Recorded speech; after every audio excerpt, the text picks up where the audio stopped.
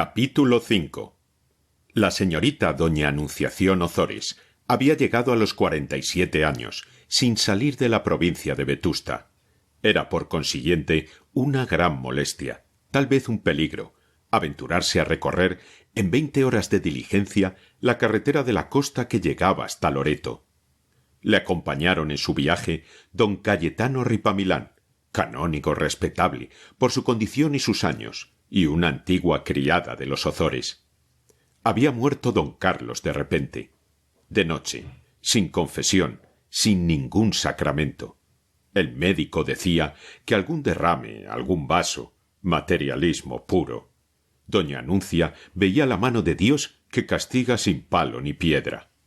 Esto no impidió que durante el viaje manifestase la señorita de Ozores, vestida de riguroso luto, un dolor apenas mitigado por la resignación cristiana. Ana, la hija de la modista, había caído en cama. Estaba sola, en poder de criados. No había más remedio que ir a recogerla. Ante aquella muerte concluían las diferencias de familia. Muerto el perro, se acabó la rabia, había dicho uno de los nobles de Vetusta. Doña Anuncia y don Cayetano encontraron a la joven en peligro de muerte. Era una fiebre nerviosa, una crisis terrible. Había dicho el médico. La enfermedad había coincidido con ciertas transformaciones propias de la edad. Propias, sí, pero delante de señoritas no debían explicarse con la claridad y los pormenores que empleaba el doctor. Don Cayetano podía oírlo todo, pero doña Anuncia hubiera preferido metáforas y perífrasis, el desarrollo contenido, la crítica y misteriosa metamorfosis, la crisálida que se rompe. Todo eso estaba bien, pero el médico añadía unos detalles que doña Ana no vacilaba en calificar de groseros. «¡Qué gentes trataba mi hermano!», decía poniendo los ojos en blanco. 15 días había vivido sola en poder de criados aquella pobre niña huérfana y enferma, pues doña Anuncia no se decidió a emprender el viaje de las 20 horas hasta que se le pidió esta obra de caridad en nombre de su sobrina moribunda. Ana estaba ya enferma cuando la sobrecogió la catástrofe. Su enfermedad era melancólica. Sentía tristezas que no se explicaba. La pérdida de su padre la asustó más que la afligió al principio. No lloraba. Pasaba el día temblando de frío, en una somnolencia poblada de pensamientos disparatados. Sintió un egoísmo horrible, lleno de remordimientos. Más que la muerte de su padre, le dolía entonces su abandono, que la aterraba. Todo su valor desapareció. Se sintió esclava de los demás. No bastaba la fuerza de sufrir en silencio, ni el refugiarse en la vida interior. Necesitaba del mundo, un asilo. Sabía que estaba muy pobre. Su padre, pocos meses antes de morir, había vendido a vil precio a sus hermanas el palacio de Vetusta. Aquel era el último resto de su herencia. El producto de tan mala venta había servido para pagar deudas antiguas, pero quedaban otras. La misma quinta estaba hipotecada, y su valor no podía sacar a nadie de apuros. En manos del filósofo no había hecho más que ir perdiendo. Es decir, que estoy casi en la miseria. Sus derechos de orfandad, que le dijeron que serían una ayuda irrisoria, poco más que nada, tardaría en cobrarlos. No tenía quien le explicase cómo y dónde se pedían. Estaba sola, completamente sola. ¿Qué iba a ser de ella?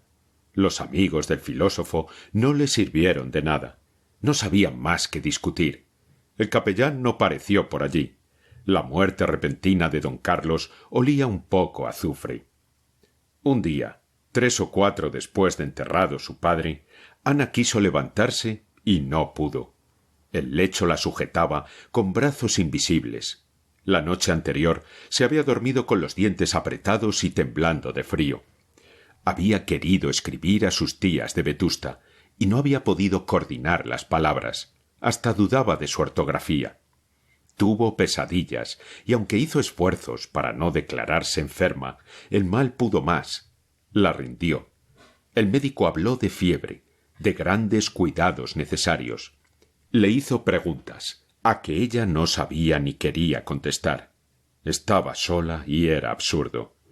El doctor dijo que no tenía con quién entenderse. Añadió pestes de la incuria de los criados. «La dejarán a usted morir, hija mía». Ana dio gritos, se asustó mucho, se sintió muy cobarde. Llorando y con las manos en cruz, pidió que llamaran a sus tías, unas hermanas de su padre que vivían en Vetusta y que tenía entendido que eran muy buenas cristianas. Las tías sentían un vago remordimiento por la compra del caserón. Comprendían que valía más, mucho más de lo que habían pagado por él, abusando de la situación apurada de don Carlos, que además era un aturdido en materia de intereses. Él, que había renegado de la fe de los Ozores, por no ser víctima de una mixtificación. Se presentaba ocasión de tranquilizar la conciencia, amparando a la desventurada hija del hermano de sus pecados. Doña Anuncia pudo apreciar mejor la grandeza de su buena obra cuando vio que Ana estaba en la calle, o poco menos. La quinta, que ellas habían imaginado digna de un Ozores, aunque fuese extraviado, era una casa de aldea muy pintada, pero sin valor, como una huerta de medianas utilidades, y además estaba sujeta a una deuda que mal se podría enjugar con lo que ella valía. Estaba fresca Anita. Ni rico había sabido hacerse el infeliz ateo. Perder el alma y el cuerpo, el cielo y la tierra. Negocio redondo. Pero, en fin, a lo hecho, pecho. Habían echado sobre sus hombros una carga bien pesada. Mas, ¿quién no tiene su cruz? Ana tardó un mes en dejar el lecho. Pero doña Anuncia se aburría en Loreto, donde no había sociedad, y el viaje, la vuelta a Vetusta, se precipitó contra los consejos del mediquillo grosero, que prodigaba los términos técnicos más transparentes. En cuanto llegaron a Vetusta, la huérfana tuvo un retraso en su convalecencia, según el médico de la casa, que era comedido y no llamaba las cosas por su nombre. El retraso fue otra fiebre en que la vida de Ana peligró de nuevo. Las señoritas de Ozores y la nobleza de Vetusta suspendieron el juicio que iba a merecerles la hija de don Carlos y de la modista italiana, hasta poder reunir datos suficientes. Mientras la joven estuvo entre la vida y la muerte, doña Anuncia encontró irreprochable su conducta. En honor a la verdad, nada había que decir contra su educación, ni contra su carácter. Hacía muy buena enferma. No pedía nada. Tomaba todo lo que le daban. Y si se le preguntaba, «¿Cómo estás, Anita?» «Algo mejor, señora», contestaba la joven, siempre que podía. Otras veces no contestaba porque le faltaban fuerzas para hablar, y a veces no oía siquiera. Durante la nueva convalecencia no fue impertinente. No se quejaba. Todo estaba bien. No se permitía excesos. En el círculo aristocrático de Vetusta, a quien pertenecían naturalmente las señoritas de Ozores, no se hablaba más que de la abnegación de estas santas mujeres. Gloucester, o sea, don Restituto Mourelo, canónigo raso a la sazón, decía con voz meliflua y misteriosa, en la tertulia del marqués de Vegallana: «Señores, esta es la virtud antigua, no esa falsa y gárrula filantropía moderna. Las señoritas de Ozores están llevando a cabo una obra de caridad que, si quisiéramos analizarla detenidamente, nos daría por resultado una larga serie de buenas acciones. No sólo se trata de echar sobre sí la enorme carga de mantener, y creo que hasta vestir y calzar, a una persona que las sobrevivirá, según todas las probabilidades, carga que es de por vida o vitalicia por consiguiente, sino que además esa joven representa una abdicación, que me abstengo de calificar, una abdicación de su señor padre, una abdicación abominable, se atrevió a decir un varón tronado. Abominable, añadió Gloucester inclinándose, representa una alianza nefasta en que la sangre, a todas luces azul, de los Ozores, se mezcló en malhora con sangre plebeya. Y lo que es lo peor, según todos sabemos, representa esa niña la poca moralidad de su madre, de su infausta... Sí, señor, interrumpió la marquesa de Vegallana, que no toleraba los discursos de Gloucester. Sí, señor, su madre era una perdida, corriente, pero la chica se presenta bien, según dicen sus tías. Es muy dócil y muy callada. Ya lo creo que calla, como que no puede hablar aún de pura debilidad. Esto lo dijo el médico de la aristocracia, don Robustiano, que asistía a Anita. Aquella noche se acordó en la tertulia acoger a la hija de don Carlos como una Ozores, descendiente de la mejor nobleza. No se hablaría para nada de su madre. Esto quedaba prohibido. Pero ella sería considerada como sobrina de quien tantos elogios merecía. Gran consuelo recibieron doña Anuncia y doña Águeda al saber por el médico esta resolución de la nobleza vetustense. Ana estaba muchas horas sola. Sus tías tenían costumbre de trabajar, hacer calceta y colcha, en el comedor. La alcoba de la sobrina estaba al otro extremo de la casa. Además, las ilustres damas pasaban mucho tiempo fuera del triste caserón de sus mayores.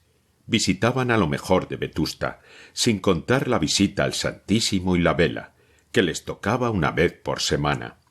Asistían a todas las novenas, a todos los sermones, a todas las cofradías y a todas las tertulias de buen tono. Comían 2 o 3 veces por semana fuera de casa. Lo más del tiempo lo empleaban en pagar visitas. Esta era la ocupación a que daban más importancia entre todas las de su atareada existencia. No pagar una visita de clase les parecía el mayor crimen que se podía cometer en una sociedad civilizada. Amaban la religión, porque este era un timbre de su nobleza, pero no eran muy devotas. En su corazón el culto principal era el de la clase, y si hubieran sido incompatibles la visita a la corte de María y la tertulia de Vegallana, María Santísima, en su inmensa bondad, hubiera perdonado, pero ellas hubieran asistido a la tertulia. La etiqueta, según se entendía en Vetusta, era la ley porque se gobernaba el mundo. A ella se debía la armonía celeste. Suprimida la etiqueta, las estrellas chocarían y se aplastarían probablemente. ¿Qué sabía de estas cosas la sobrinita? Esta era la cuestión. Las miradas de doña Águeda, algo más gruesa, más joven y más bondadosa que su hermana, iban cargadas de estas preguntas cuando se clavaban en Anita al darle un caldo. La huérfana sonreía siempre, daba las gracias siempre, estaba conforme con todo. Las tías veían con impaciencia que se prolongaba aquel estado. La niña no acababa de sanar, ni recaía, no se presentaba ninguna solución. Además, así no se podía conocer su verdadero carácter. Aquella sumisión absoluta podía ser efecto de la enfermedad. Don Robustiano dijo que eso era. Una tarde, tal vez creyendo que dormía la sobrinilla, o sin recordar que estaba cerca, en el gabinete contiguo a su alcoba, hablaron las dos hermanas de un asunto muy importante. «Estoy temblando. ¿A que no sabes por qué?», decía doña Anuncia. «Si será por lo mismo que a mí me preocupa. ¿Qué es? Si esa chica, si aquella vergüenza, eso. ¿Te acuerdas de la carta del aya? Como que yo la conservo. Tenía la chiquilla 12 o 14 años, ¿verdad? Algo menos, pero peor todavía. ¿Y tú crees que...? Bah, pues claro. ¿Si será una Obdulita o una Tarsilita? ¿Te acuerdas de Tarsila, que tuvo aquel lance con aquel cadete y después con Alvarito Mesía, no sé qué amoríos? Todo era inocencia, decían los bobalicones de aquí. Pues mira la inocencia. Creo que en Madrid tiene así los amantes, juntando y separando los dedos. Si es claro, si genio y figura... Cuando falta una base firme, si sabrá una... Pues, Obdulita... Ya ves lo que se dijo el año pasado. Después se negó, se aseguró que era una calumnia. A mí, que soy tambor de marina, si sabrá una. Si una hubiera querido... Y suspiró esta señorita de Ozores, suspiró su hermana también. Ana, que descansaba, vestida, sobre su pobre lecho, saltó de él a las primeras palabras de aquella conversación. pálida como una muerta, con 2 lágrimas heladas en los párpados, con las manos flacas en cruz, oyó todo el diálogo de sus tías. No hablaban a solas como delante de los señores de clase, no eran prudentes, no eran comedidas, no rebuscaban las frases. Doña Anuncia decía palabras que la hubieran escandalizado en labios ajenos. La conversación tardó en volver al pecado de Ana, a la vergüenza de que les hablaba la carta de doña Camila. La huérfana oía, desde su alcoba, historias que sublevaban su pudor, que le enseñaban 1000 desnudeces que no había visto en los libros de mitología. Pero aquellas mujeres ya se habían olvidado de ella.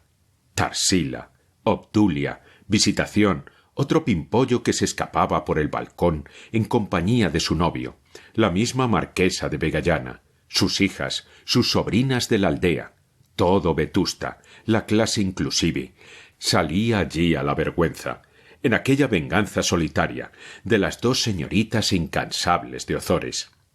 En aquel mundo de flaquezas, de escándalos, ¿quién recordaba ya la aventura, poco conocida al cabo, de la sobrinilla enferma? Volvieron, sin embargo, las solteronas al punto de partida. Según ellas, se trataba de un marinero que había abusado de la inocencia o de la precocidad de la niña. Se discutió, como en el casino de Loreto, la verosimilitud del delito desde el punto de vista fisiológico. Hablaron aquellas señoritas como 2 comadronas matriculadas. ¡Qué riqueza de datos! ¡Qué empirismo tan provisto de documentos! Doña Anuncia tenía la boca llena de agua. Buscaba a cada momento el recipiente de porcelana que estaba a los pies de la butaca. En cuanto a la moral, tampoco era el caso grave, porque en Vetusta nadie debía de saber nada. Lo malo sería que aquella muchacha hubiera seguido con vida tan disoluta, pero no había motivo para creerlo. Nada más habían sabido que la condenase. Sobre todo, pronto se había de ver. Ana, que tuvo valor para sufrir hasta la última palabra, comprendió que sus tías lo perdonaban todo menos las apariencias, que con tal de ser en adelante como ellas, se olvidaba lo pasado, fuese como fuese. Como eran ellas, ya lo iba conociendo, pero estudiaría más. Había habido algunos minutos de silencio. Doña Águeda lo rompió diciendo: «Yo creo que la chica, si se repone, va a ser guapa». Creo que era algo raquítica. Por lo menos estaba poco desarrollada. Eso no importa. Así fui yo. Y después que... Ana sintió brasas en las mejillas. Empecé a engordar, a comer bien, y me puse como un rollo de manteca. Y suspiró otra vez doña Águeda, acordándose del rollo que había sido. Doña Anuncia había tenido sus motivos para no engordar. Unos amores románticos rabiosos. De aquellos amores le habían quedado varias canciones a la luna, en una especie de canto llano que ella misma acompañaba con la guitarra. Una de las canciones comenzaba diciendo: «Esa luna que brilla en el cielo melancólicamente me inspira, es el último son de mi lira que por última vez resonó». Se trataba de un condenado a muerte. El bello ideal de doña Anuncia había sido siempre un viaje a Venecia con un amante.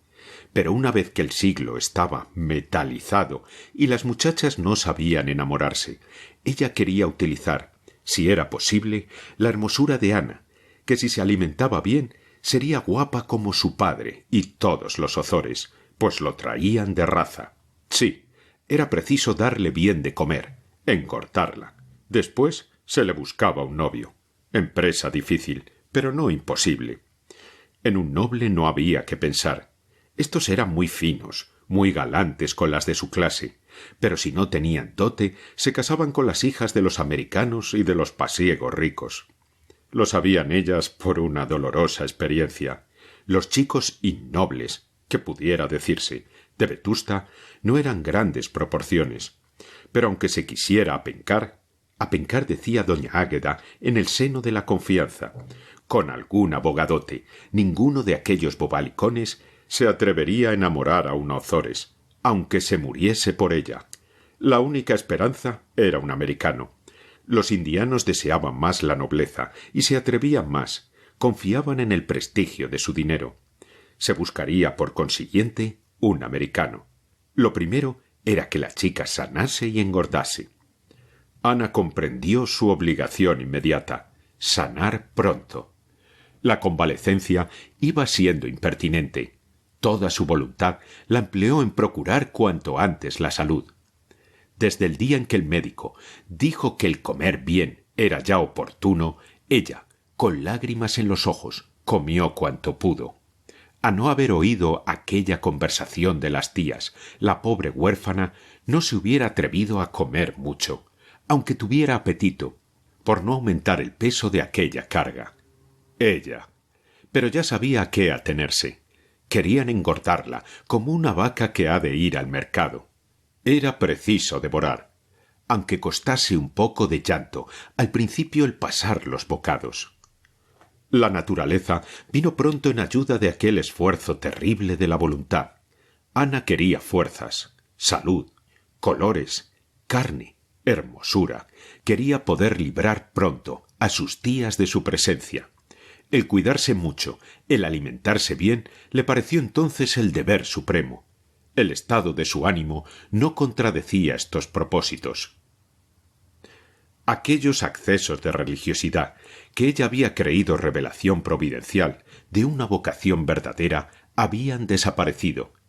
Ellos determinaron la crisis violenta que puso en peligro la vida de Ana, pero al volver la salud no volvieron con ella. La sangre nueva no los traía. En los insomnios, en las exaltaciones nerviosas que tocaban en el delirio, las visiones místicas, las intuiciones poderosas de la fe, los enternecimientos repentinos le habían servido de consuelo unas veces y de tormento otras. Había notado con tristeza que aquella fe suya era demasiado vaga. Creía mucho y no sabía punto fijo en qué.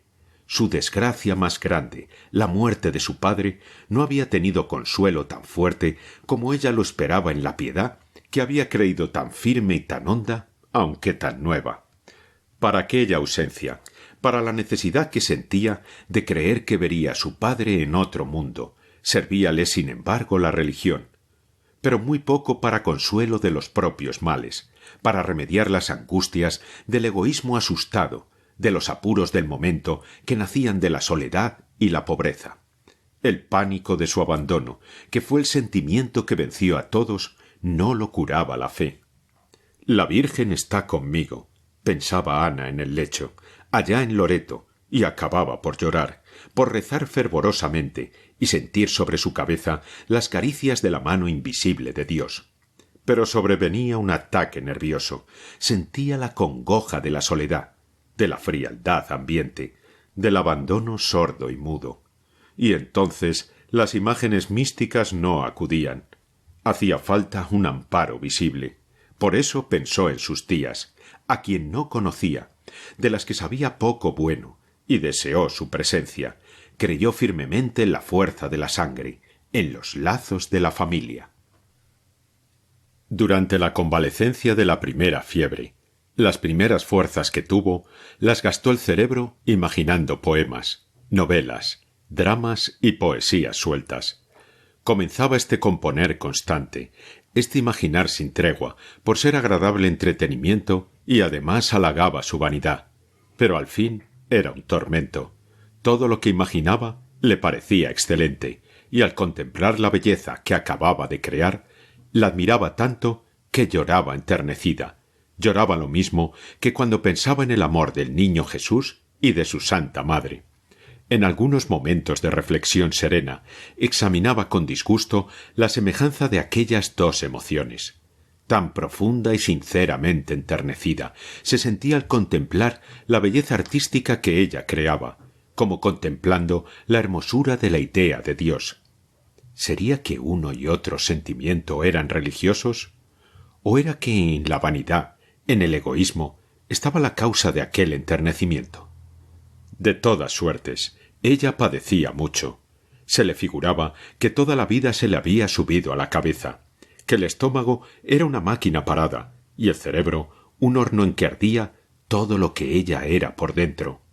El pensar sin querer, contra su voluntad, algo complicado, original, delicado, exquisito, llegó a causarle náuseas, y se le antojó envidiar a los animales, a las plantas, a las piedras.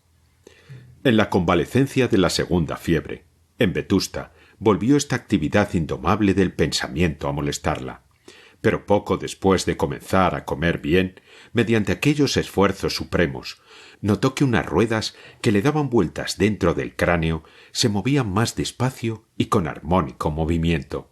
Ya no imaginaba tantos héroes y heroínas, y los que le quedaban en la cabeza eran menos fantásticos, sus sentimientos menos alambicados, y se complacía en describir su belleza exterior, los colocaba en parajes deliciosos y pintorescos, y acababan todas las aventuras en batallas o en escenas de amor. Al despertar todas las mañanas, se sorprendía Anita con una sonrisa en el alma y una plácida pereza en el cuerpo. Las tías le permitían levantarse tarde, y gozaba con delicia de aquellas horas. Para ella, su lecho no estaba ya en aquel caserón de sus mayores, ni en Vetusta, ni en la tierra. Estaba flotando en el aire, no sabía dónde. Ella se dejaba columpiar dentro de la blanda barquilla en aquel navegar aéreo de sus ensueños. Y mientras los personajes de su fantasía se decían ternezas, ella les preparaba un suculento almuerzo en un jardín de fragancias purísimas y penetrantes. Ana aspiraba con placer voluptuoso los aromas ideales de sus visiones turgentes. Algunas veces, por desgracia, el príncipe ruso vestido con pieles finas o el noble escocés que lucía torneada y robusta pantorrilla con media de cuadros brillantes se convertían de repente en un caballero enfermo del hígado, pálido, delgado, tocado con sombrero de jipijapa, que se despedía de la señora de sus pensamientos, diciendo «Adiosito, ahorita vuelvo», con un balanceo de hamaca en los diminutivos. Era el indiano, que veían en lontananza ella y las tías. Doña Águeda era muy buena cocinera, conocía el empirismo del arte y además lo profesaba por principios. Sabía de memoria El cocinero europeo, un libro que contiene el arte de confeccionar todos los platos de las cocinas inglesa, francesa, italiana, española y otras. Pero salía por un ojo de la cara el guisar como el europeo, según doña Águeda. Cuando se trataba de una gran comida o merienda de la aristocracia, ella dirigía las operaciones en la cocina del marqués de Vegallana, y entonces recurría al europeo. En su casa había muy poco dinero, y allí se contentaba con las recetas que heredara de sus mayores. Maravillas y primores de la cocina casera. Comió Anita en cuanto el estómago pudo tolerarlas. Doña Águeda, con unos ojos dulzones, inútilmente grandes, que nadie había querido para sí, miraba extasiada a la convaleciente, que había engordado a ojos vistas, según las de Ozores. Mientras la joven saboreaba aquellos manjares, tributando un elogio a la cocinera a cada bocado, doña Águeda, satisfecha en lo más profundo de su vanidad, pasaba la mano pequeña y regordeta con dedos como chorizos llenos de sortijas, por el cabello ondeado entre rubio y castaño de la sobrinita de sus pecados, como ella decía. El artista y su obra se dedicaban mutuas sonrisas entre plato y plato. Doña Anuncia no cocinaba, pero iba a la compra con la criada y traía lo mejor de lo más barato. Ayudábala a comprar bien un antiguo catedrático de psicología, lógica y ética, gran partidario de la escuela escocesa y de los embutidos caseros. No se fiaba mucho ni del testimonio de sus sentidos ni de las longanizas de la plaza. Era muy amigo de doña Anuncia y la ayudaba a regatear. La solterona, después del mercado, recorría las casas de la nobleza para pregonar aquel exceso de caridad con que ella y su hermana daban ejemplo al mundo. «Si ustedes la vieran», decía, «está desconocida. Se la ve engordar. Parece un globo que se va hinchando poco a poco. Verdad es que aquella Águeda tiene unas manos... En fin, ustedes saben por experiencia cómo guisa mi hermanita. Yo me desvivo por la niña. En casa no entendemos la caridad a medias. Todos los días se ve recoger a un pariente pobre. ¿Para qué? para ahorrar un criado o una doncella. Se le arroja un mendrugo y no se le paga soldada. Pero nosotros entendemos la caridad de otro modo. En fin, ustedes verán a la niña. Y que va a ser guapa. Ya verán ustedes. En efecto, la nobleza iba en romería a ver el prodigio, a ver engordar a la niña. El elemento masculino notó mucho antes que el femenino la extraordinaria belleza de Anita. Pocos meses después de la fiebre, Ana había crecido milagrosamente. Sus formas habían tomado una amplitud armónica que tenía orgullosa la nobleza vetustense. La verdad era que el tipo aristocrático no se perdía, pese a la chusma que no quiere clases. Aquella niña, en cuanto la habían separado de una vida vulgar, en poder de un padre extraviado y liberalote, y la habían alimentado bien, había recobrado el tipo de la raza. Se votó por unanimidad, que era hermosísima. La plebe opinaba lo mismo que la nobleza, y la clase media era de igual parecer. En poco tiempo se consolidó la fama de aquella hermosura, y Ana Ozores fue por aclamación la muchacha más bonita del pueblo. Cuando llegaba un forastero, se le enseñaba la torre de la catedral, el paseo de verano, y si era posible, la sobrina de las Ozores. Eran las tres maravillas de la población. Doña Águeda agradecía este triunfo como Fidias pudiera haber agradecido su admiración que el mundo tributó a su Minerva. «Es una estatua griega», había dicho la marquesa de Vegallana, que se figuraba las estatuas griegas según la idea que le había dado un adorador suyo, amante de las formas abultadas. «Es la Venus del Nilo», decía con embeleso un pollastre llamado Ronzal, alias el estudiante. «Más bien que la de Milo, la de Médicis», rectificaba el joven y ya sabio Saturnino Bermúdez, que sabía lo que quería decir, o poco menos. «Es un Fidias», exclamaba el marqués de Vegallana, que había viajado y recordaba que se decía un Zurbarán, un Murillo, etcétera, etcétera, tratándose de cuadros. Y Bermúdez se atrevía a rectificar también. En mi opinión, más parece de Praxíteles. El marqués se encogía de hombros. Sea Praxíteles. Las señoras eran las que podían juzgar mejor, porque muchas de ellas habían conseguido ver a Anita como se ven las estatuas. No sabían si era un Fidias o un Praxíteles, pero sí que era una real moza. Un bijou, decía la baronesa Tronada, que había estado 8 días en la exposición de París. Su belleza salvó a la huérfana. Se la admitió sin reparo en la clase, en la intimidad de la clase por su hermosura. Nadie se acordaba de la modista italiana. Tampoco Ana debía mentarla siquiera, según orden expresa de las tías. Se había olvidado todo, incluso el republicanismo del padre. Todo. Era un perdón general. Ana era de la clase, la honraba con su hermosura, como un caballo de sangre y de piel de seda honra la caballeriza y hasta la casa de un potentado. Las señoritas nobles no envidiaban mucho a Anita, porque era pobre. Para ellas la hermosura era cosa secundaria. Daban más valor a la dote y a los vestidos, y creían que las proporciones, los novios aceptables, harían lo mismo. Sabían a qué atenerse. En las tertulias, en los bailes, en las excursiones campestres, no le faltarían a la sobrina adoradores. Los muchachos de la aristocracia eran casi todos libertinos más o menos disimulados. Les atraería la hermosura de Ana, pero no se casarían con ella.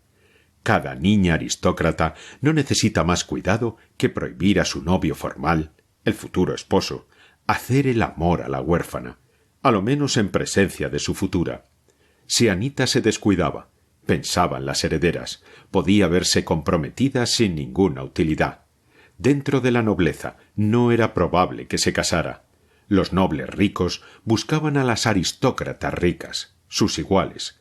Los nobles pobres buscaban su acomodo en la parte nueva de Vetusta, en la colonia india, como llamaban al barrio de los americanos los aristócratas.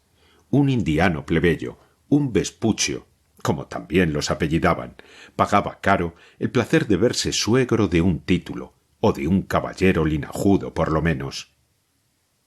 El cálculo de las tías respecto al matrimonio de Ana no se había modificado, a pesar de la gran hermosura de su sobrina. Por guapa, no se casaría con un noble. Era preciso abdicar, dejarla casarse con un ricacho plebeyo. Entretanto, se necesitaba mucha vigilancia y tener advertida a la niña. En el gran mundo de Vetusta, decía doña Anuncia, es preciso un ten con ten muy difícil de aprender. Aunque la explicación de este equilibrio, o ten con ten, era un poco embarazosa, y más para una señorita que oficialmente debía ignorarlo todo, y en este caso estaba doña Anuncia, convinieron las hermanas en que era indispensable dar instrucciones a la chica. Pocas veces se permitía a Ana manifestar deseos, gustos o repugnancias, y menos éstas, tratándose de los gustos y predilecciones de sus tías. Pero una noche no pudo menos de expresar su opinión al volver sola de la tertulia íntima de Vegallana. —¿Te has divertido mucho? —preguntó doña Anuncia, que se había quedado en el comedor, junto a la gran chimenea, leyendo el folletín de las novedades. Era liberal en materia de folletines. —No, señora, no me he divertido, y no quisiera volver allá sin alguna de ustedes. Cuando voy sola... —¿Qué? —exclamó doña Anuncia, invitando a su sobrina, con el tono áspero de aquel monosílabo, a que no profiriese censura de ningún género contra la tertulia de su predilección. Cuando voy sola me aburren demasiado aquellos caballeritos. No era esto lo que quería decir. Bien lo comprendió su tía, pero quería más claridad, y replicó: —Aburren, aburren. Explíquese usted, señorita. ¿Es que le parece poco fina la sociedad de Vetusta? Por el usted y la ironía, comprendió Ana que doña Anuncia se había disgustado. No es eso, tía. Es que hay algunos muy atrevidos. No sé qué se figuran. Ustedes no quieren que yo sea oscura, seria, huraña. Claro que no. Pues que no sean ellos atrevidos. Si Obdulia les consiente ciertas cosas, yo no quiero. Ni yo quiero tampoco que tú te compares con Obdulia. Ella es una cualquier cosa, que no sé cómo la admiten en la tertulia, y por darse tono, por decir que es íntima de la marquesa y de sus hijas, pasa por todo. Tú eres de la clase. Es que no solo Obdulia es la que tolera, lo que yo no quiero tolerar. Las mismas Emma, Pilar y Lola consienten confianzas. —No me toques a las hijas del marqués —gritó la tía, poniéndose en pie y dejando caer el Werther sobre la raída alfombra. Soy una bestia, pensó. Debía haber callado. Cada vez que faltaba a su propósito de no contradecir a las tías, sentía una especie de remordimiento, como el del artista que se equivoca. Entró doña Águeda. Había oído la conversación desde el gabinete. Las dos hermanas se miraron. Era llegada la ocasión de explicar lo del ten con ten.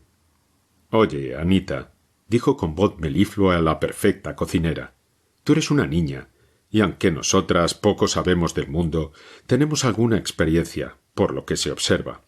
Eso es, por lo que observamos en los demás. En el mundo en que has entrado, y al que perteneces de derecho, es necesario un ten con ten especial. Un ten con ten, eso. Sobre todo en el trato con los hombres. Tú habrás notado que en público los de la clase jamás faltan a la más estricta y meticulosa... decencia. —¿Qué es lo principal? —dijo doña Anuncia, como quien recita el decálogo. Nunca habrás visto a Manolito, ni a Paquito, ni al varoncito, ni al vizconde ni a Mesía, que no es noble, pero anda con ellos, propasarse en lo más mínimo, pero en el trato íntimo, el que no es más que de la clase, ya es otra cosa muy distinta, dijo doña Anuncia, comprendiendo que a ella, por mayor en edad, le tocaba seguir explicando el ten con ten. Como todos somos parientes, continuó, de cerca o de lejos, nos tratamos como tales, y ni porque se te acerquen mucho para hablarte, ni porque hagan alusiones picarescas y siempre llenas de gracia, a la hermosura de tus hombros, a lo torneado de lo poquísimo de pantorrilla que te han visto al bajarte del coche. Por nada de eso, ni aun por algo más, con tal de que no sea mucho, debes asustarte, ni escandalizarte, ni darte por ofendida. De ninguna manera, apoyó doña Águeda. Lo contrario es dar a entender una malicia que no debes tener. Tu inocencia te sirve para tolerar todo eso. Y así hacen Pilar, Emma y Lola. Pero, hija, si lo que no es de esperar, de ninguna manera. Alguno se propasase a mayores, lo que se llama mayores, sobre todo, tomándolo en serio y obsequiándote, plata de la juventud de doña Anuncia, obsequiándote en regla, entonces no te fíes. Déjale decir, pero no te dejes tocar. Al que te proponga amores formales, no le toleres pellizcos, ni nada que no sea inofensivo. Escandalizarse es ridículo, es como no saber con qué se come alguna cosa. Es una falta de educación entre la clase. Y tolerar demasiado es exponerse. Tú no te has de casar con ninguno de ellos. Ni gana, tía, dijo Anita sin poder contenerse, pesándole enseguida de haberlo dicho. Doña Águeda sonrió. Eso de la gana te lo guardas para ti, exclamó doña Anuncia, puesta en pie otra vez y dejando caer el Werther al suelo. Eres muy orgullosa, añadió. Déjala, el que no se consuela. Tienes razón, están verdes. Lo que importa es que tú no olvides lo que te digo. Es necesario que dejes antes de entrar en casa de la marquesa ese aire displicente y ese tonillo seco, porque es una impertinencia. Lo que está bien, muy bien, y ya ves cómo lo bueno se te alaba, es que en público mantengas el severo continente que merece no menos elogios del público que tu palmito y buen talle. Sí, hija mía, interrumpió doña Águeda, es necesario sacar partido de los dones que el Señor ha prodigado en ti a manos llenas. Ana se moría de vergüenza. Estos elogios eran el mayor martirio. Se figuraba sacada a pública subasta. Doña Águeda y después su hermana trataron con gran espacio el asunto de la cotización probable de aquella hermosura que consideraban obra suya. Para doña Águeda, la belleza de Ana era uno de sus mejores embutidos. Estaba orgullosa de aquella cara, como pudiera estarlo de una morcilla. Lo demás, lo que se refería a la esbeltez, lo había hecho la raza, decía doña Anuncia, que se picaba de esbelta, porque era delgada. Al ventilar semejante negocio, el tipo de la trotaconventos de salón, que sólo se diferencia de las otras en que no hace ruido, asomaba a la figura de aquellas solteronas, como anuncio de vejez de bruja. La chimenea arrojaba a la pared las sombras contrahechas de aquellas señoritas, y los movimientos de la llama y los gestos de ellas producían en la sombra un embrión de aquelarre. Lo que eran los hombres, y especialmente los indianos, lo que no les gustaba, la manera de marearlos, lo que había que conocer antes, lo que no se había de tolerar después. Todo esto se discutió por largo, siempre concluyendo con la protesta de que era hija tanta sabiduría de la observación en cabeza ajena.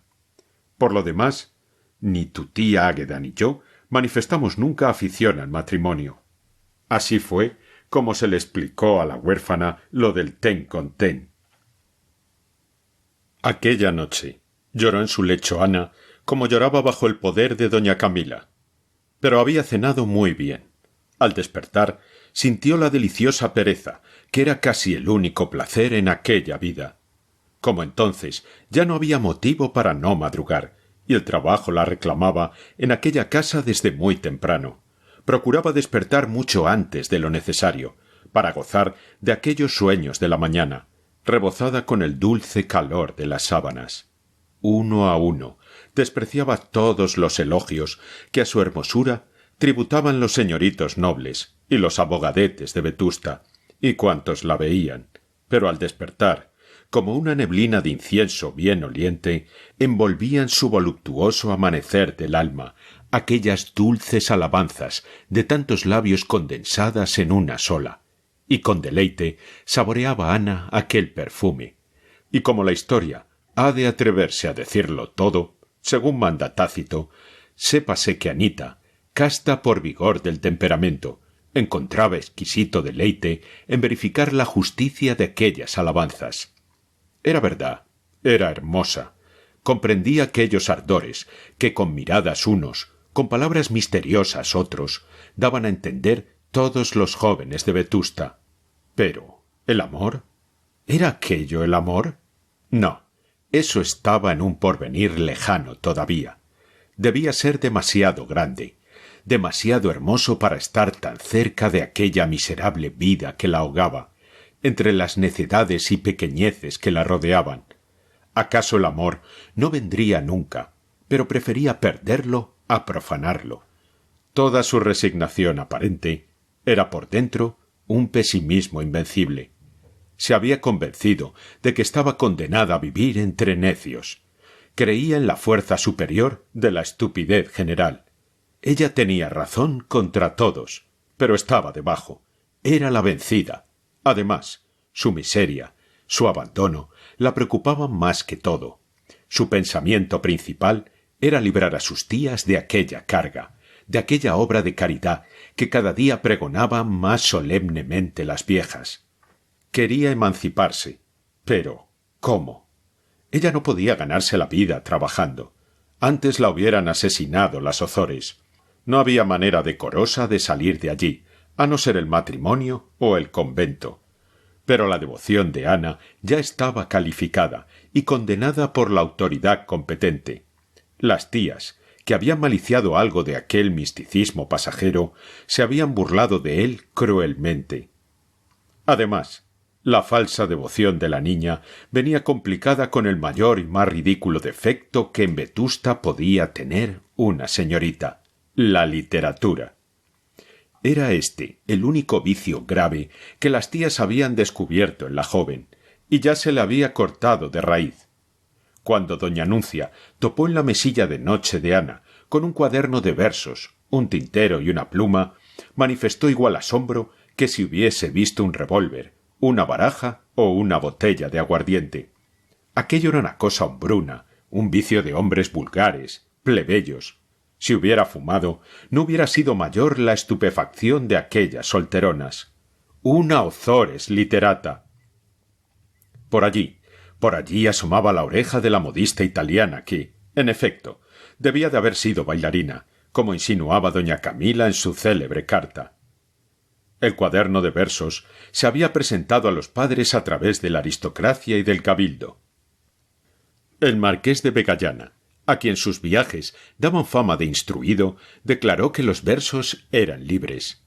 Doña Anuncia se volvía loca de ira. ¿Con qué indecentes? ¿Libres? ¿Quién lo dijera? ¿La bailarina? No, Anuncita, no te alteres. Libres quiere decir blancos, que no tienen consonantes, cosas que tú no entiendes. Por lo demás, los versos no son malos, pero más vale que no los escriba. No he conocido ninguna literata que fuese mujer de bien.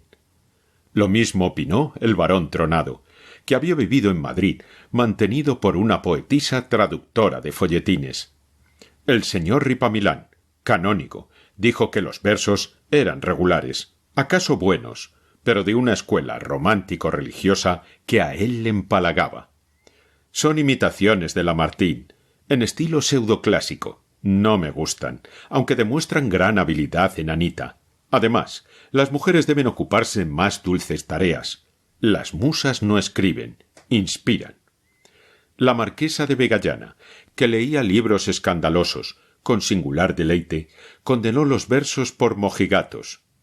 Que no se le mezclase a ella lo humano con lo divino, en la iglesia como en la iglesia, y en literatura ancha Castilla. Además, no le gustaba la poesía. Prefería las novelas, en que se pinta todo a lo vivo y tal como pasa. Si sabría ella lo que era el mundo. En cuanto a la sobrinita, era indudable que había que cortarle aquellos arranques de falsa piedad novelesca. Para ser literata, además, se necesitaba mucho talento. Ella lo hubiera sido a vivir en otra atmósfera. Lo que habían visto aquellos ojos. Y recordaba unas aventuras de una cortesana, que había ella proyectado allá en sus verdores, ricos de experiencia. Tan general y viva fue la protesta del gran mundo de Vetusta contra los conatos literarios de Ana, que ella misma se creyó en ridículo y engañada por la vanidad. A solas en su alcoba, algunas noches en que la tristeza la atormentaba, volvía a escribir versos, pero los rasgaba enseguida y arrojaba el papel por el balcón para que sus tías no tropezasen con el cuerpo del delito. La persecución en esta materia llegó a tal extremo, tales disgustos le causó su afán de expresar por escrito sus ideas y sus penas, que tuvo que renunciar en absoluto a la pluma.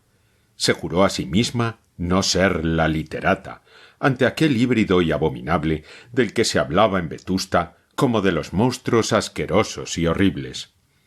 Las amiguitas, que habían sabido algo y nunca tenían que censurar a Ana, aprovecharon este flaco para ponerla en berlina, delante de los hombres, y a veces lo consiguieron. No se sabía quién, pero se creía que Obdulia había inventado un apodo para Ana. La llamaban sus amigas, y los jóvenes desairados, Jorge Sandio. Mucho tiempo después de haber abandonado toda pretensión de poetisa, aún se hablaba delante de ella, con maliciosa complacencia de las literatas. Ana se turbaba, como si se tratase de algún crimen suyo que se hubiera descubierto. En una mujer hermosa es imperdonable el vicio de escribir, decía el varoncito, clavando los ojos en Ana y creyendo agradarla. ¿Y quién se casa con una literata?, decía Vegallana sin mala intención. A mí no me gustaría que mi mujer tuviese más talento que yo. La marquesa se encogía de hombros. Creía firmemente que su marido era un idiota. ¿A qué llamarán talento los maridos?, pensaba satisfecha de lo pasado. Yo no quiero que mi mujer se ponga los pantalones, añadía el afeminado varoncito. Y la marquesa, vengando en él lo de su marido, decía: «Pues, hijo mío, serán ustedes un matrimonio sans culotte». Fuera de estas defensas relativas a la marquesa, era unánime la opinión. La literata era un absurdo viviente. Tenían razón en este punto aquellos necios, llegó a pensar Ana. No escribiría más. Pero ella se vengaba de las burlas, despreciándolas y desdeñando los obsequios de aquellos que su orgullo tenía por majaderos aristocráticos. Admitía el culto que se tributaba a su hermosura, pero como algunos hombres eminentes desvanecidos, uno por uno, despreciaba a los fieles que se posternaban ante el ídolo. Para ella eran incompatibles el amor y cualquiera de aquellos nobles, audaces antes, cobardes ya ante su desdén supremo. Era demasiado crédula en cuanto se refería a las cosas vanas y repugnantes del mundo en que vivía. Para tales materias prefería las advertencias de doña Anuncia al propio criterio. Al principio se le había figurado que ella, con un poco de arte, hubiera podido conquistar a cualquiera de aquellos nobles ricos que se divertían con todas y se casaban con la de mayor dote. Pero le pareció una indignidad asquerosa semejante idea. Ni una sola vez trató de ensayar sus recursos y prefirió creer a su tía. Aquellos aristócratas interesados no eran maridos posibles. Se acostumbró a esta idea y miraba a sus amigos y parientes como a los figurines de las sastrerías. En efecto, los veía tan enclenques de espíritu que se le antojaban de papel marquilla. Los pollos de la aristocracia acabaron por confesar que Ana era una excepción, o calculaba más que sus mismas tías, o era una virtud efectiva. ¡Qué diablo! Alguna había de haber. Los seductores de la clase media, que anhelaban siempre meter la cabeza en la aristocracia, declararon lo mismo. Ana era invulnerable. «Esperará algún príncipe ruso», decía Alvarito Mesía, que vivía entre plebeyos y nobles. Alvarito no había dicho nunca a Anita: «Buenos ojos tienes». Eran dos orgullos paralelos. Se fue a Madrid Mesía, a cepillar un poco el provincialismo. Dejaba ya en Vetusta muchas víctimas de su buen talle y arte de enamorar, pero los mayores estragos pensaba hacerlos a la vuelta. La tarde en que Álvaro tomó la diligencia, Ana había salido a paseo con sus tías por la carretera de Madrid. Encontraron el coche. Álvaro las vio y saludó desde la berlina. Se encontraron los ojos de Ana y de Mesía. Se miraron como si hasta aquel momento nunca se hubieran visto bien.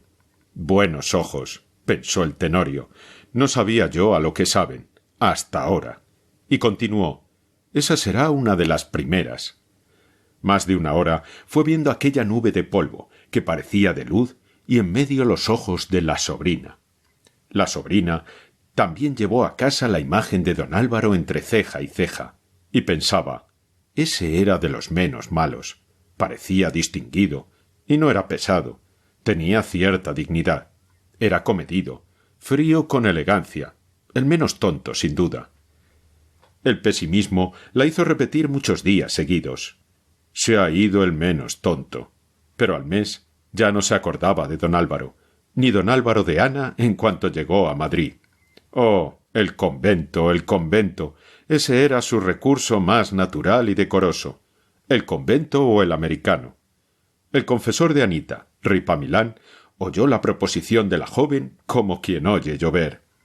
«Ta, ta, ta, ta», dijo en voz alta, sin pensar que estaba en la iglesia. «Hija mía, las esposas de Jesús no se hacen de tu maderita.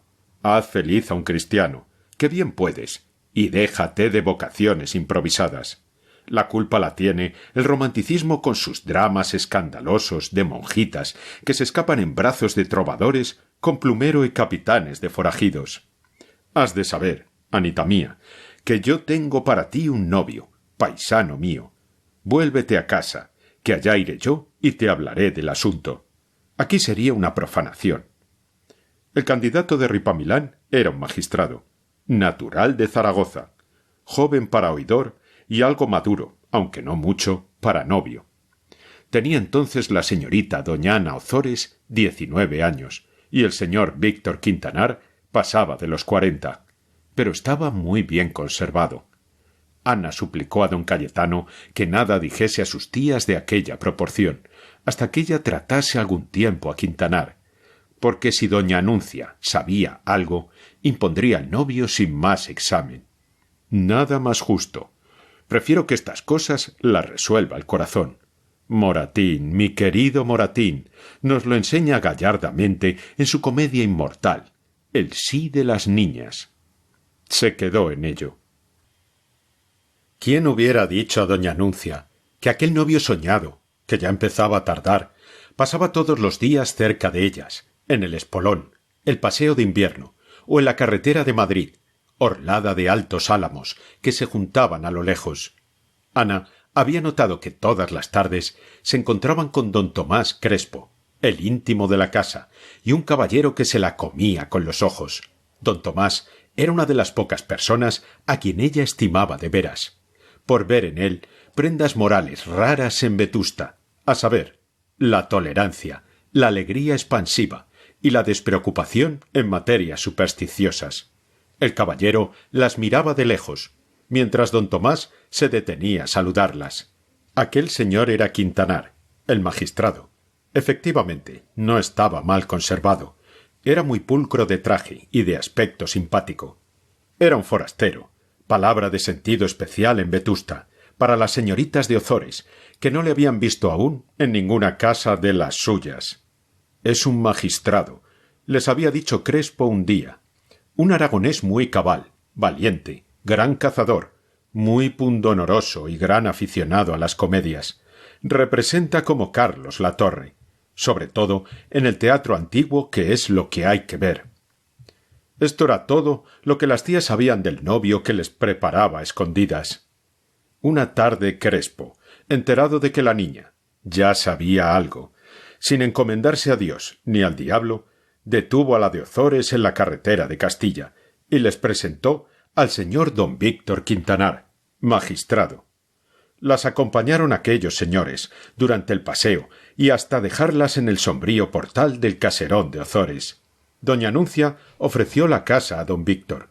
Este pensaba que las tías conocían su honesta pretensión, y al día siguiente, de levita y pantalón negros, visitó a las dobles damas. Ana le trató con mucha amabilidad. Le pareció muy simpático. La única persona con quien ella se atrevía a hablar algo de lo que le pasaba por dentro era don Tomás Crespo. Libre, decía él, de todas las preocupaciones, inclusive la de no tenerlas, que era de las más tontas.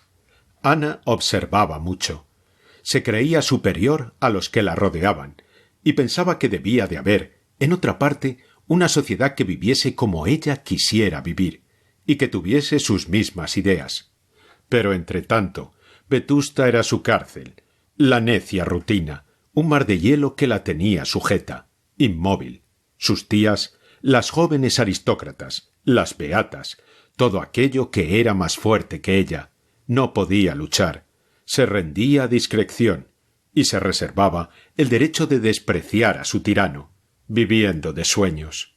Pero Crespo era una excepción, un amigo verdadero, que entendía a medias palabras lo que las tías, el varón, etcétera, etcétera, no hubieran entendido en tomos como casas.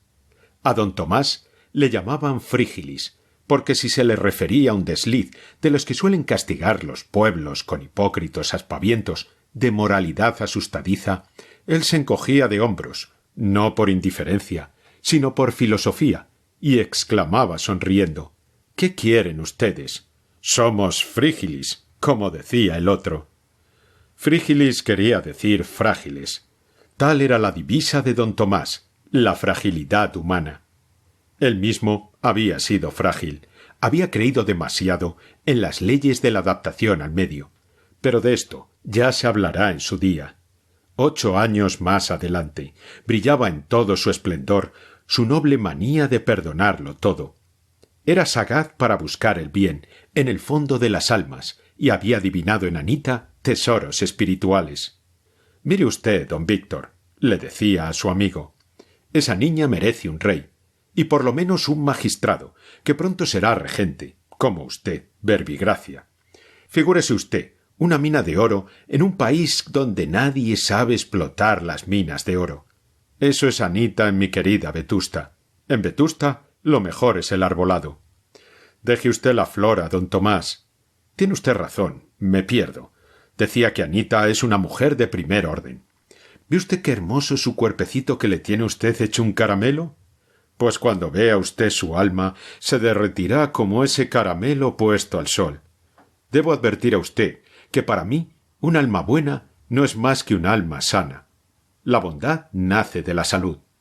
Es usted un poco materialista, pero yo no me enfado. Decía usted que la niña... Soy cuerno, señor mío, y usted dispense. A mí no hay que ponerme motes. Aborrezco los sistemas. Lo que digo es que solo creo en la bondad que da la naturaleza. A un árbol, la salud ha de entrarle por las raíces, pues es lo mismo, el alma... Y seguía filosofando, para venir a parar en que Anita era la mejor muchacha de Vetusta. Crespo, según él dijo, tomó un día por su cuenta a la joven, para recomendarle al señor Quintanar. Era el único novio digno de ella. Los 40 años y pico eran como los de los árboles que duran siglos, una juventud, la primera juventud. Más viejo es un perro de 10 años que un cuervo de 100. Si es cierto que los cuervos duran siglos. Ana apreciaba mucho los consejos de Frígilis. Admitió el trato de Quintanar, pero a beneficio de inventario, y con las demás condiciones que había impuesto a don Cayetano. No sabrían nada las tías. Don Víctor aceptó aquella manera de ser pretendiente. «Mire usted», decía Frígilis, «el secretillo es la salsa de estos negocios. La chica picará más pronto. Ya verá usted cómo pica». Ana pasaba el tiempo sin sentir, al lado de Quintanar. Tenía ideas puras, nobles, elevadas y hasta poéticas. No se teñía las canas. Era sencillo, aunque en el lenguaje algo declamador y altisonante. Este vicio lo debía a los muchos versos de Lope y Calderón, que sabía de memoria. Le costaba trabajo no hablar como Sancho Ortiz o don Gutiérrez Alfonso. Pero a solas se decía a Anita: ¿no es una temeridad casarse sin amor? ¿No decían que su vocación religiosa era falsa, que ella no servía para esposa de Jesús porque no le amaba bastante? Pues si tampoco amaba a don Víctor, tampoco debía casarse con él. Consultado Ripamilán, contestó que entre un magistrado, que no es presidente de sala siquiera, y el salvador del mundo, había mucha diferencia. ¿No confesaba Anita que le agradaba a don Víctor? Sí, pues cada día le encontraría más gracia, mientras que en el convento la que empieza sin amor acaba desesperada. Don Cayetano, que sabía ponerse serio, llegado el caso, procuró convencer a su amiguita de que su piedad Si era suficiente para una mujer honrada en el mundo, no bastaba para los sacrificios del claustro. Todo aquello de haber llorado de amor, leyendo a San Agustín y a San Juan de la Cruz, no valía nada. Había sido cosa de la edad crítica, que atravesaba entonces. En cuanto a Chateaubriand, no había que hacer caso de él. Todo eso de hacerse monja sin vocación estaba bien para el teatro, pero en el mundo no había Manriques ni Tenorios que escalas en conventos. A Dios gracias. La verdadera piedad consistía en hacer feliz a tan cumplido y enamorado caballero como el señor Quintanar, su paisano y amigo. Ana renunció poco a poco a la idea de ser monja. Su conciencia le gritaba que no era aquel el sacrificio que ella podía hacer. El claustro era probablemente el mismo que Vetusta. No era con Jesús con quien iba a vivir, sino con hermanas más parecidas de fijo a sus tías que a San Agustín y a Santa Teresa. Algo se supo en el círculo de la nobleza de las velidades místicas de Anita, y las que la habían llamado Jorge Sandio no se mordieron la lengua y criticaron con mayor crueldad el nuevo antojo. Se confesaba que era virtuosa, en cuanto no se le conocía ningún trapicheo, pero esto era poco para creerse con vocación de santa.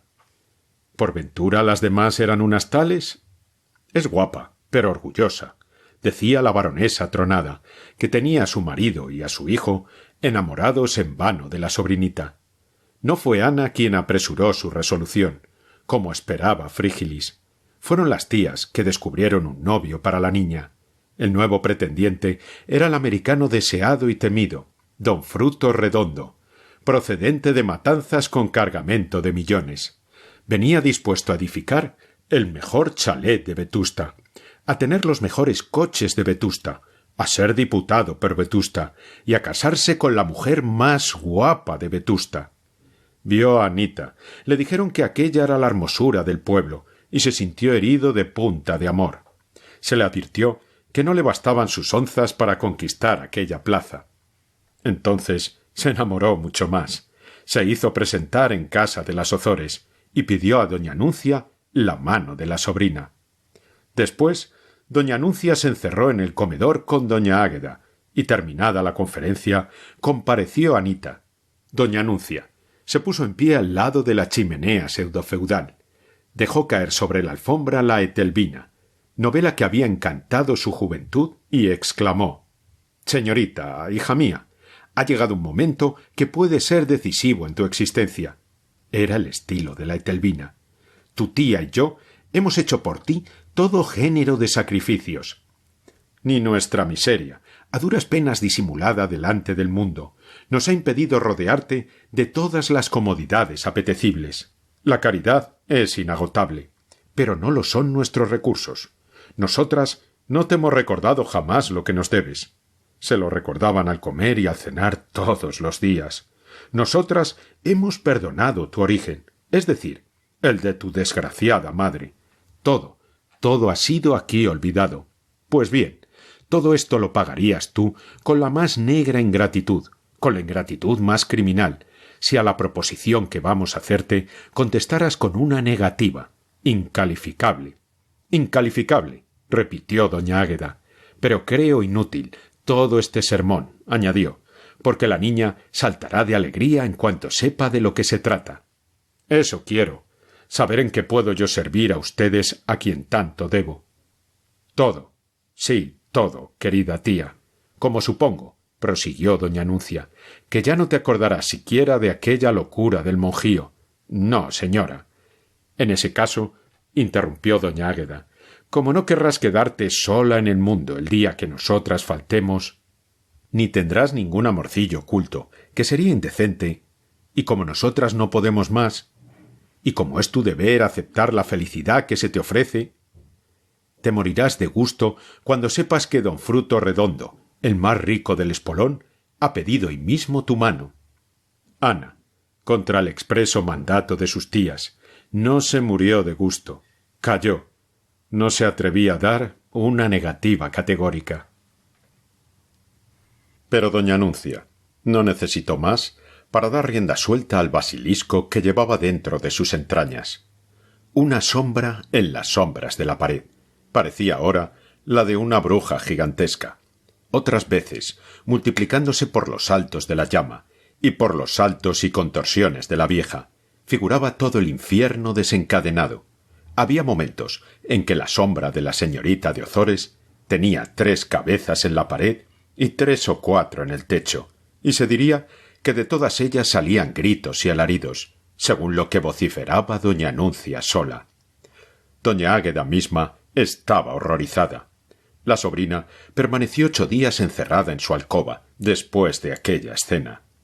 Al cumplirse el novenario de la encerrona, que algo tenía de arresto, doña Anuncia se presentó tranquila, digna, severa a leer la sentencia. No le faltaría la hija de la bailarina. ¿Quién dudaba ya que la modista había bailado?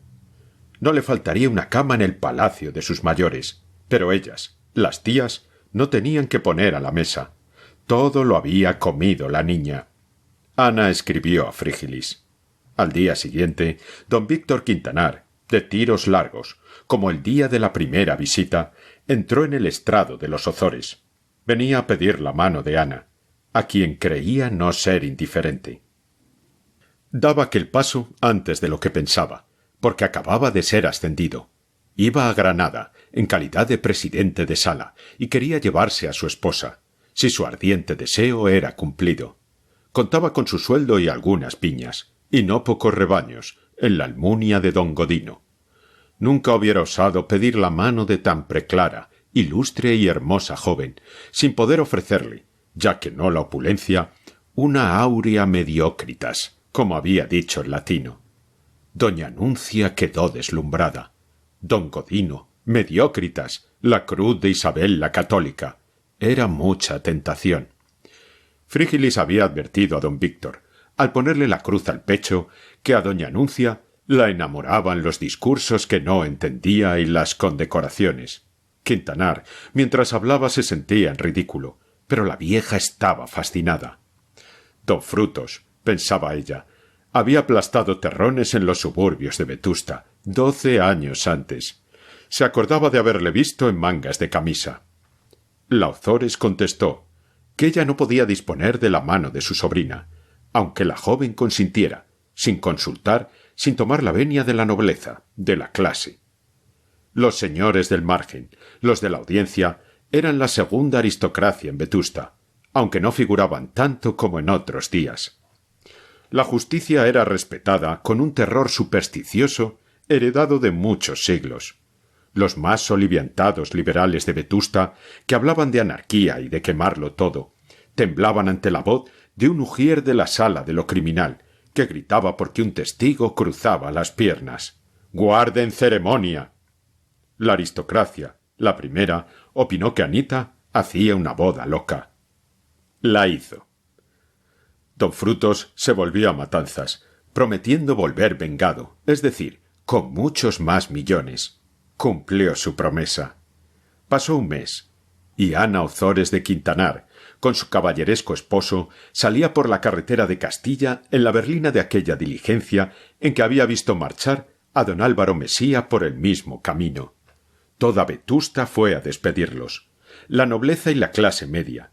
Frígilis tenía lágrimas en los ojos.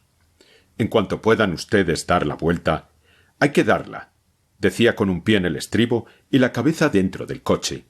«Será usted la regenta de Vetusta, Anita». «No lo permite la ley, por causa de las tías», contestaba don Víctor. «Va, ya se arreglaría eso. Será usted la regenta». Don Cayetano quiso también subir al estribo, pero no pudo.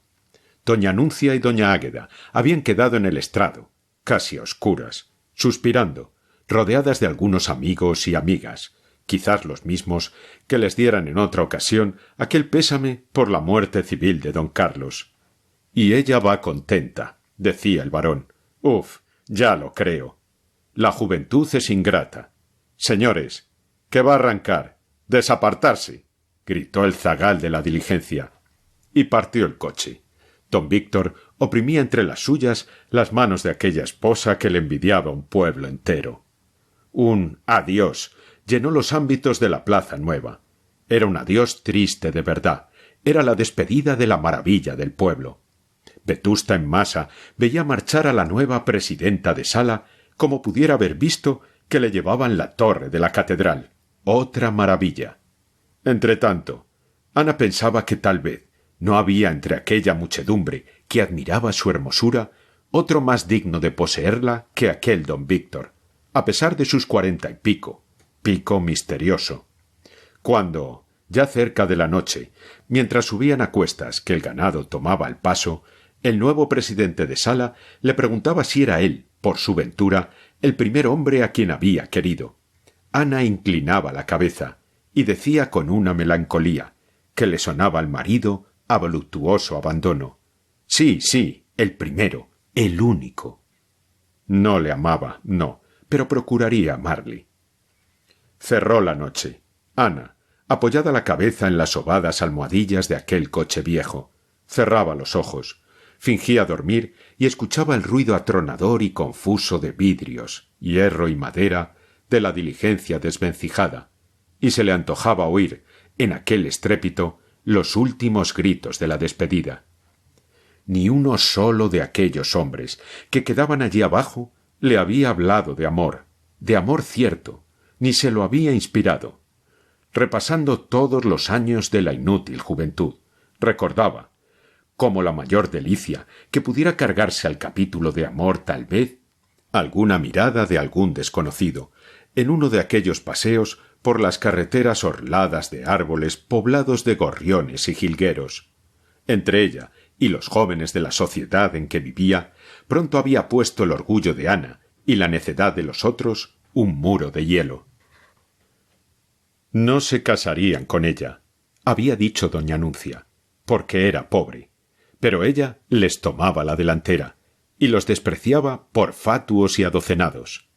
Si alguno había querido tratarla como Obdulia, pronto había encontrado un desdén altivo y una ironía cruel capaces de helar una brasa.